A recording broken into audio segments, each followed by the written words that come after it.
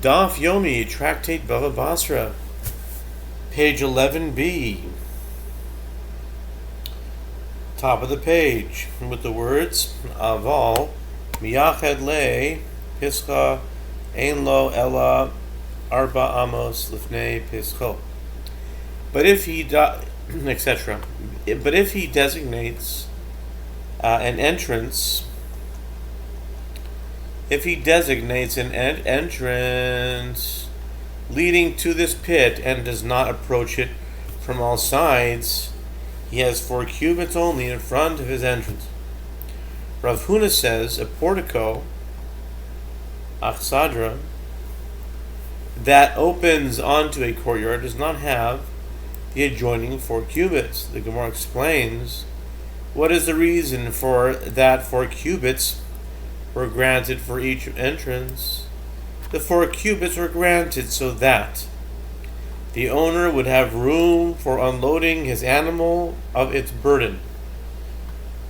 Here he can go inside the portico and unload. Rav Sheshet raises an objection from a Braita.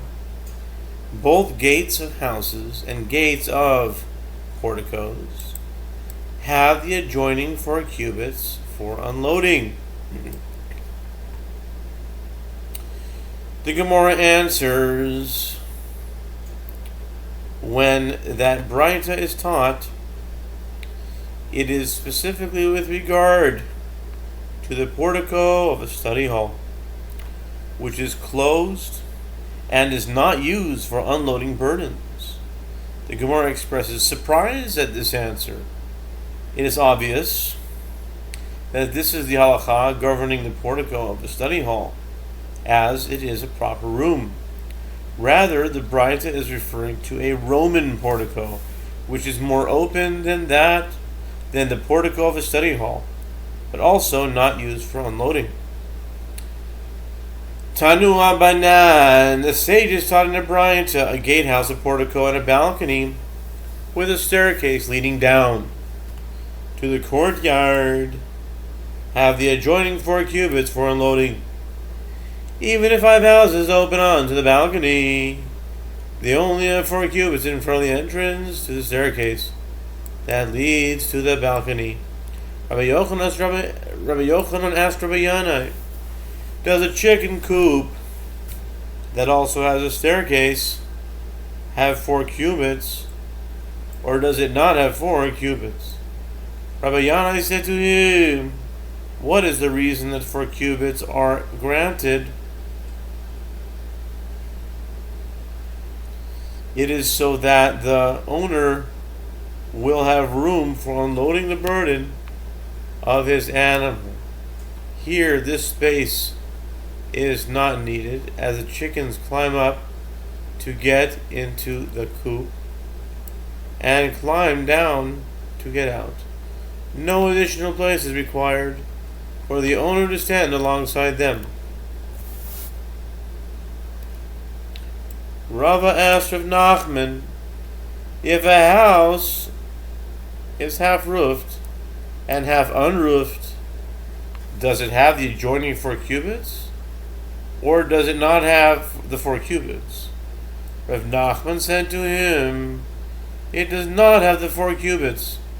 The Gemara comments, is it not necessary to state this halakha when the house's roofing is over the inside portion of the house, since it is possible for the owner to go inside and unload his animal? Rather, even when the house's roofing is over the outside portion of the house, it is not given 4 cubits, as even in such a case, it is possible for the owner to go inside and unload his animal there. Boy Rav Huna Rav Yami Achab Mibnei Mavui Shibigazah Rav Huna asked Rabbi Ami, if one of the residents of an alleyway onto which several courtyards open wishes to alter his entrance to a different alleyway, in other words, to make an entrance to his courtyard that will open onto a different alleyway, can the residents of the other alleyway prevent him from opening this entrance, or can they not prevent him from doing so? Rabbi Ami said to him, the residents of the other alleyway can prevent him from making the change. Achsanyo Lefnei b'nei odom mischalekis Oilefyu pasochim mitchalekis. Rav Huna further asked, when a king issues a billeting order to the residents of a courtyard, obligating them to house his soldiers in their homes, is the burden divided according to the number of people in each household, or is it divided according to the number of entrances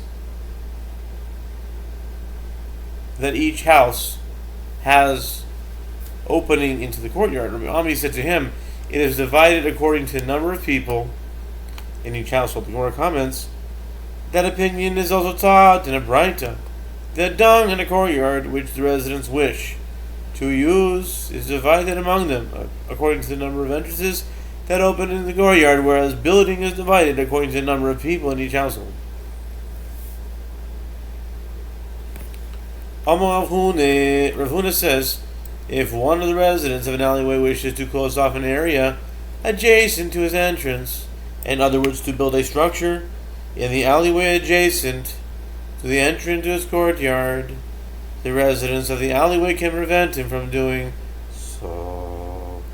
This is because it will increase the way for them, since they will have to circumvent the structure when going to and from their homes. The Gemara raises an objection from a Braisa. If 5 courtyards open onto an alleyway, all the residents of the alleyway may use that part of the alleyway that faces the entrance to the outermost courtyard, and the residents of the outermost courtyard may use only that part of the alleyway adjacent to its own entrance. And similarly, the residents of the other courtyards may use that part of the alleyway that faces the second courtyard. In other words, the one next to the outermost courtyard. And the residents of the second courtyard may use that part of the alleyway adjacent to its own entrance. And they may use that part of the alleyway facing the outermost courtyard. The Braita continues. The outcome is that the residents of the innermost courtyard may use that part of the alleyway adjacent to its own entrance, and they may use that part of the alleyway facing each and every other courtyard as well. According to this analysis, it should be permitted for the owner of the innermost courtyard to close off the area in front of this courtyard, since he is the only one who has permission to use it. The Gemara answers, it is a dispute between Tanaim, as is taught in Braita. If one of the residents of an alleyway wishes to alter his entrance to a different alleyway, the residents of the other alleyway can prevent him from doing so.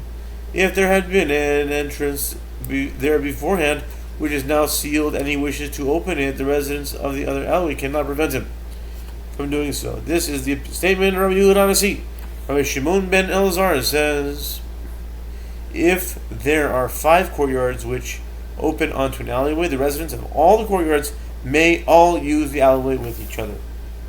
Chatzeirot man dekar shemayu. The Gemara expresses surprise. About this last ruling. Courtyards, who mentioned anything about them? Why are they mentioned, considering that the Braita is not discussing the halachot of courtyards? The Gemara answers, the Braita is incomplete. The Braita is incomplete, and this is what it is teaching. Additionally, if there are 5 courtyards which open onto an alleyway, the residents of all the courtyards may all use the area facing the outermost courtyard. And the residents of the outermost courtyard, one may use only the area facing their own entrance. This is the statement of Rabbi Yehuda Nasi. Rabbi Shimon ben Elazar says, If there are 5 courtyards which open onto an alleyway, the residents of all the courtyards may all use the alleyway. Amar Mar Hayasasum Vacation Poscho Aim B'nei Mavi Makbin Allah. The Gemara directs its discussion to the details mentioned in the Brita. The master said if there had been an entrance there beforehand, that is now sealed, and he wishes to open it, the residents of the other alleyway cannot prevent him from doing so. Rava says this was taught only when he did not break its doorposts. In other words, when the doorposts remained intact, even after the entrance was sealed. But if he sealed the entrance and broke its doorposts, thereby demonstrating that the entrance had been completely negated, the residents of the other alleyway can prevent him from opening a new entrance. By such a Rava, a Brita is taught which supports you.